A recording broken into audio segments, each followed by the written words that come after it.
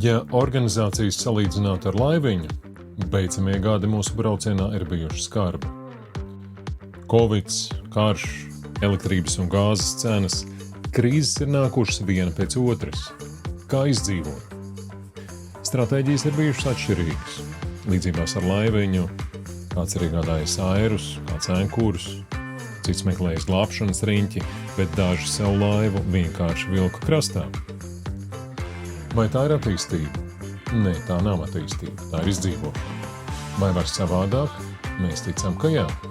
Kā tieši? Vajadzētu atrast atbildes uz attīstībai svarīgākajiem jautājumiem. Kā vispār saprast iespējamos attīstības variantus? Kā izvēlēties attīstības galamērķi? Kā uzbūvēt organizācijas vēlamo struktūru? Kā komandai sniegt nepieciešamās iemaņas? Kur šīs atbildes meklēt?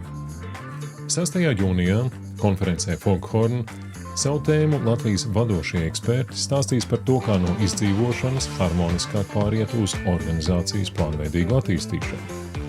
Plašāka informācija par konferenci un pieteikšanās www.mastertraining.lv.